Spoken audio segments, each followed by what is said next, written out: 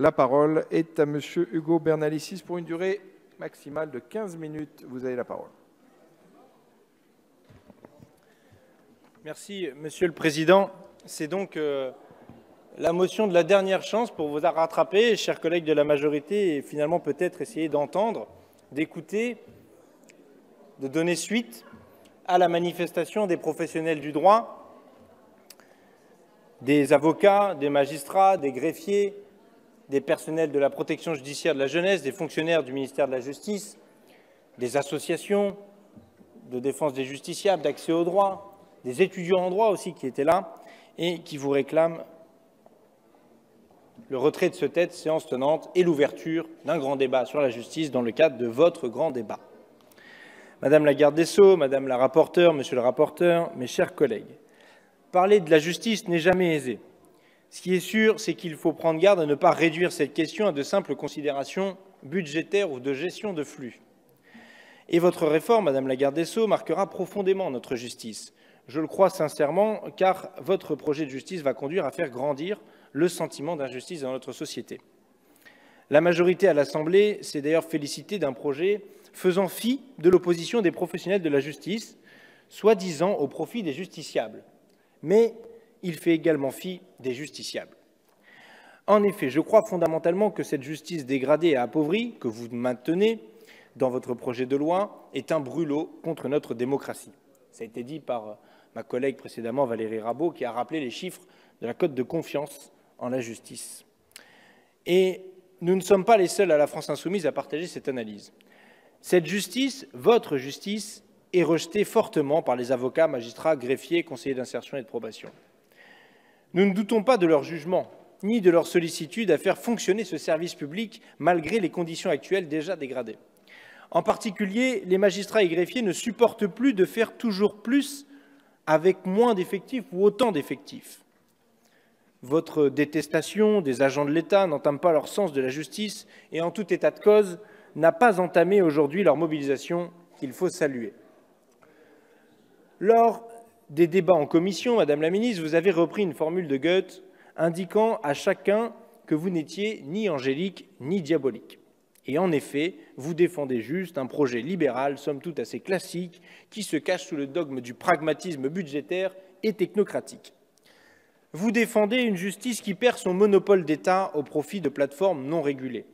Vous défendez une justice répartie inégalitairement sur le territoire. Et d'ailleurs, plusieurs membres de la majorité ont déploré ne plus avoir de tribunal dans leur secteur depuis la réforme Dati. Vous défendez une justice clochardisée rendue à l'égard d'un justiciable qui devra désormais affronter un véritable parcours du combattant avant de pouvoir rencontrer un magistrat. Vous défendez une justice déjudiciarisée dont les coûts ne pourront être supportés que par ceux qui en ont les moyens. Vous défendez une justice qui se vautre dans un populisme pénal dégradant au plus haut point les droits de la défense et les libertés fondamentales en élargissant l'enquête préliminaire avec de très maigres contreparties, pour ne pas dire aucune. Vous défendez enfin une justice arc-boutée sur un tropisme, la prison et encore la prison. Alors, à mon tour, pour expliquer mon propos à l'égard de ce projet de loi, je vais reprendre les paroles de Goethe selon lequel les hommes déprécient ce qu'ils ne peuvent comprendre. En effet, Madame la Ministre, vous ne voyez pas la même justice. Ça a été dit par un autre collègue tout à l'heure, je crois, par le rapporteur. Nous ne sommes visiblement pas sur la même planète, ça c'est clair. L'état de misère matérielle de la justice est un choix politique délibéré que vous poursuivez. Notre pays est en deçà des standards européens sur de nombreux critères, et vous le savez. Or, à la pénurie, votre projet de loi ne répond que par le rationnement, en cohérence avec la récente parole présidentielle, moins de services publics et donc une justice moins accessible. L'engagement budgétaire de la France n'est pas à la hauteur des enjeux et le rapport de la Commission européenne pour l'efficacité de la justice est alarmant, bien que vous faites le choix de ne pas le voir. La France se situe au 37e rang sur 41 au sein de l'Union européenne. Le budget global du ministère de la Justice représente 64 € par habitant et par an, ce qui ne représente finalement pas grand-chose, en dessous de ce qu'accordent les Français à la redevance télé, par exemple. D'ailleurs, sur les quelques milliards en plus dans le budget de la justice, les 3 milliards supplémentaires, vous savez parfaitement qu'il y a 1,7 milliard consacré à l'administration pénitentiaire et plus précisément uniquement à l'investissement. Je ne vous parle même pas du fonctionnement et je ne vous parle même pas des difficultés que vous aurez à recruter le nombre suffisant de surveillants pénitentiaires. Déjà, pour arriver aujourd'hui à l'effectif cible, c'est compliqué. Alors demain, avec des places de prison supplémentaires, je ne sais pas bien comment vous allez faire.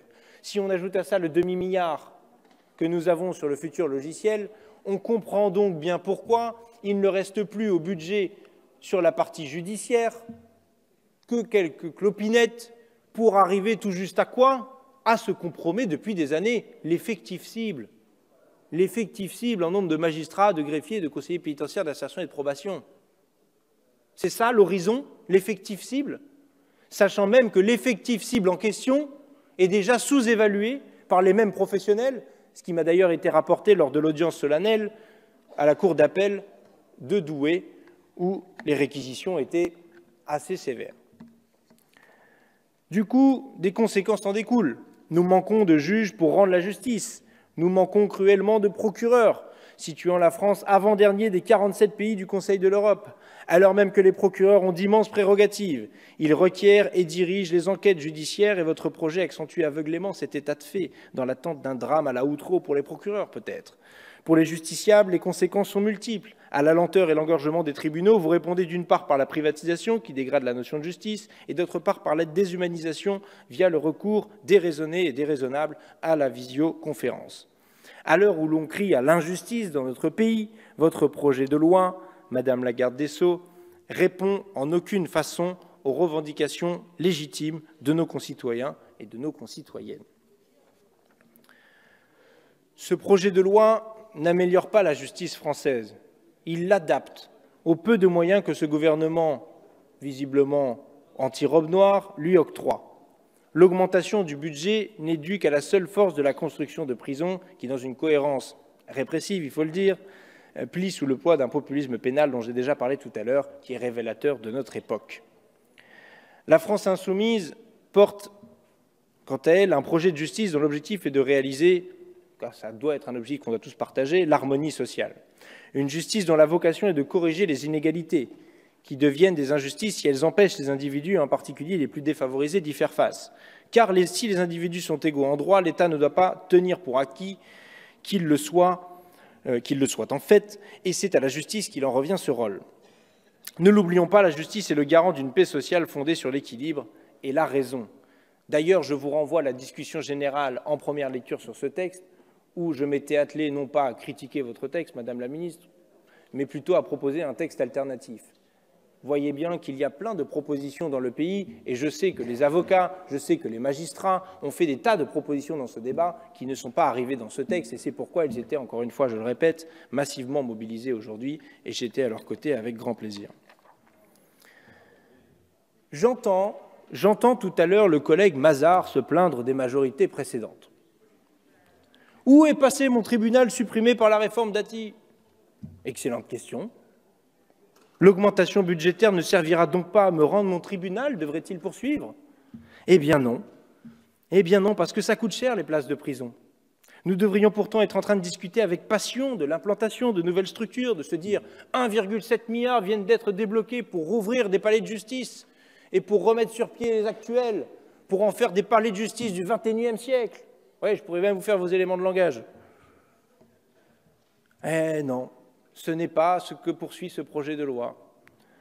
Alors j'entends que la justice est trop lente, et je le partage. Moi-même qui viens de déposer une plainte, je vais regarder quel sera le délai qui me sera donné pour les suites. Et c'est bien vrai, la justice est trop lente. Alors deux choix s'offrent à nous. Soit on augmente la capacité de travail de la justice, en augmentant les moyens, notamment les moyens humains, en nombre de magistrats, soit on diminue le nombre de dossiers. Et visiblement, c'est la deuxième option que vous avez choisie. J'ai bien écouté attentivement lors des auditions que nous avons conduites sur le texte, que c'était une histoire de tuyauterie, avec une baignoire, avec un robinet qu'on ouvrait, qu'on fermait, enfin voilà. J'ai bien compris que l'objectif n'était pas de rendre une justice de qualité, mais bien de gérer les flux. J'entends, Madame la Ministre, que vous avez indiqué tout à l'heure que la justice n'était parfois pas juste dans ce que disaient nos concitoyens. Selon que vous serez puissant ou misérable, les jugements de cour vous rendront blanc ou noir, disait La Fontaine en son temps. Et oui, l'analyse du fonctionnement de la justice et des jugements rendus ne résiste pas à cette citation. La délinquance de misère est bien plus durement et rapidement frappée que la délinquance des puissants. Et les Alexandre Benalla ont encore de beaux jours devant eux. Nous aurons encore quelques éléments, d'ailleurs, dans le canard demain, qui prouveront cette allégation. Nous aurions dû avoir donc de grands débats sur les moyens d'en finir avec le deux poids, deux mesures, ou au moins ce sentiment de deux poids, deux mesures, si tant est que vous croyez qu'il n'existe pas. La délinquance économique et financière est un exemple criant en la matière. Quand on voit les maigres moyens du parquet national financier, qui s'en tire avec ses 18 magistrats, ce qui peut déjà sembler énorme, mais pour des dossiers en plus d'une envergure qui sont extraordinaires, nous devrions, sans trop discuter, doubler leurs effectifs, surtout que ce sont des magistrats, il faut le dire, il faut l'avouer, très rentables. Très, très, très rentables. Moi-même, je peux critiquer les conventions judiciaires d'intérêt public, visiblement, elles ont fait rentrer quelques millions dans les caisses de l'État que vous auriez été bien indiqué d'aller chercher auprès de votre collègue Darmanin. Parce que quand je vois que le même parquet national financier réclame des moyens supplémentaires et qu'on lui dit « écoutez, le budget est contraint, déjà vous maintenez vos effectifs, qui est bon, c'est déjà pas mal », je me dis que les 800 millions qu'ils ont fait rentrer dans les caisses de l'État, on aurait pu aller, voilà, même prendre 10%, quoi, 80 millions. Hein, en plus, ça aurait été pas tant que ça, finalement. Mais non, ce ne sont pas les choix qui sont faits. Et il faut bien remarquer que, vous le voyez, ces citoyens qui voient passer dans la presse quelqu'un qui a volé un paquet de pâtes ici ou là et qui se retrouve avec de la prison ferme et pas un mois, donc qui ne sera pas concerné par la suppression des peines entre 0 et 1 mois, pas 6 mois, mais qui va prendre plusieurs mois ferme. Et puis voir que d'autres criminels de grands noms, en tout cas de personnes qui ont détourné beaucoup d'argent, se sentir avec finalement des peines très légères. Et clairement, si nous voulions remettre d'équilibre le pays, redonner ce puissant sentiment de justice, il faudrait non pas mettre tout le monde en prison, ce n'est pas le sens de mon propos, je ne suis pas en train de vous expliquer que les délinquants en col blanc, il faudrait les mettre en prison, quoique des fois ça ne leur ferait pas de mal, mais bien de dire qu'il faut qu'il y ait une forme d'égalité dans la justice qui soit poursuivie. Et ce n'est pas possible de laisser perdurer ce sentiment. Alors, mes chers collègues, entendez que sur ce projet, il a manqué quelques voix pour qu'il tombe. 5 voix. 5 voix. Je sais qu'on a un certain nombre, on s'en mordre les doigts. C'est dire qu'on aurait mieux fait d'être là ce soir-là. Bon, j'étais là, mais... Le doute est permis quand le projet est illégitime, d'ailleurs. Il y a eu quelques abstentions au sein de la majorité, et même au sein du groupe de La République En Marche. Alors, ne soyons pas cette chambre d'enregistrement inconséquente, ou comme je l'ai dit plus trivialement tout à l'heure, cet emmerdement temporaire à laquelle le gouvernement souhaite nous cantonner. Cette semaine, notre rôle de législateur est aussi de sauver le soldat justice. Et je parle des humains qui la rendent, mais aussi des humains pour qui elle est rendue. Alors je conclurai sur ces mots de Proudhon, dont je me permets de les sortir de leur contexte. La justice est humaine, toute humaine, rien qu'humaine.